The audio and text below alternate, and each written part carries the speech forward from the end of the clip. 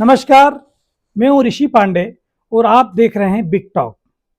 मित्रों, सदियों से हमारे शास्त्रों ने 5 विकारों की बात की है: काम, क्रोध, लोभ, मद और मोह। लेकिन आज के दौर में एक छठा विकार हमारे जीवन में इस कदर घुस गया है कि उसने हमारी पूरी सामाजिक संरचना को ही बदल दिया है। और यह विकार है डिजिटल लत का। एक ऐसी लत जिसने हमें अपनों के बीच भी अजनबी बना दिया है। मुझे याद आते हैं वे दिन जब शाम होते ही गलियों और सड़कों पर बच्चों की किलकारियां गूंजती थी। धमा चौकड़ी से पूरा माहौल बदल जाता था।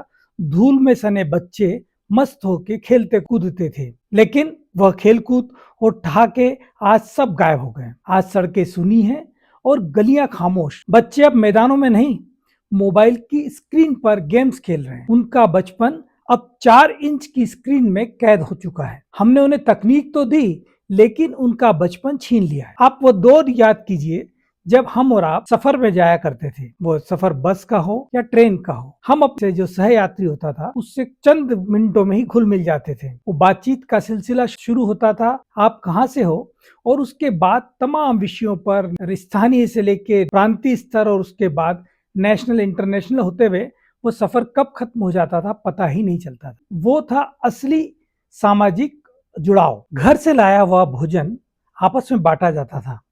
पराठे और अचार के साथ कहानियों का आदान प्रदान होता था। और आज हम एक ही सीट पर बैठे 2 अजनबी होते हैं। दोनों के कान में ईयरफोन है और नजरें मोबाइल की स्क्रीन पर। हम 7 समंदर पार बैठे किसी अनजान सी पोस्ट को तो लाइक कर रहे हैं, लेकिन बगल में बैठे इंसान का नाम तक पूछना हमें गवारा नहीं।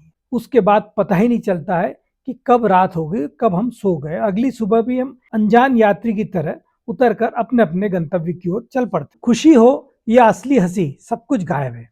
उसकी जगह स्माइली इमोजी ने ले ली है। दुख है तो रोती हुई इमोजी, और खुश है तो हंसती हुई इमोजी। हर जगह मोबाइल, सफर में मोबाइल, श्मशान में मोबाइल, यहाँ तक कि अब तो वॉशरूम में भी मोबाइल हमारा साथ दे रहा है। हम क्या खा रहे हैं, किससे मिल रहे हैं, इसका आनंद लेने से बजाय हमारा ध्यान इसमें होता है कि हम सेल्फी ले लें, उसे पोस्ट कर दें। हम जिंदगी नहीं जी रहे हैं, हम बस उसे अपलोड कर रहे हैं। पूरा जो हमारा फोकस है मेल मिलाप से कम, हमारा पूरा फोकस इस बात पर है कि हमारा फोटो कैसा हो रहा है। ये छठा विकार हमें अंदर से खोखला कर रहा है और सामाजिक रूप से अकेला करता जा रहा है। हमारा स्क्रीन टाइम लगातार बढ़ रहा है और लाइफ टाइम तेजी से घट रहा है। हमें फिर उसी दौर की सादगी को ढूंढना होगा, पर कैसे? हम किताबें पढ़ना भूल चुके हैं। हम शादियों में जब जाते हैं तब भी मोबाइल से फोटो ही लेते हैं। पहले मुलाकातों की स्मृतियों को सहेज कर रखा जाता था, उसके लिए फोटो के एल्बम होते थे। आज सबके मोबाइलों में कई सारे जीबी का जो डाटा है वो अनायास खींचे हुए फोटो का होता है, लेकिन उन फोटो को दूसरी बार देखने की जहमत कोई नहीं उठाता। यह भी एक शिकायत की बात है कि परिवार में जब अक्सर 4 सदस्य बैठे होते हैं तो चारों आपस में बातें कम करते हैं। चारों सिर्फ मोबाइल की स्क्रीन को निहारते रहते हैं। मुझे लगता है कि यह एक मनोविकार के रूप में हर व्यक्ति के अंदर बढ़ता जा रहा है। लोग देर रात तक फेसबुक, ट्विटर, इंस्टाग्राम और व्हाट्सएप पर व्यस्त रहते हैं। आज की नई पीढ़ी हो या हमारी आपकी पीढ़ी, हर व्यक्ति मोबाइल की गुलामी कर रहा है। तो इसका उपाय क्या है? हमें फिर से उस दौर की सादगी को ढूंढना होगा। फोन का इस्तेमाल तो करें, लेकिन उसके गुलाम न बने। फिर से गलियों में बचपन को खेलने दें और सफर में बगल वाले मुसाफिर से मुस्कुराकर बात करें, उसके हालचाल जाने, उसके शहर की बात करें, उसकी सामाजिक जिंदगी को पहचानने की कोशिश करें। असली नेटवर्क वो नहीं है जो मोबाइल से आता है। असली नेटवर्क वह है जो दिल से दिल को जोड़ता है। आप इस बदलाव को कैसे देखते हैं? क्या आपको भी वो पुराने दिन याद आते हैं?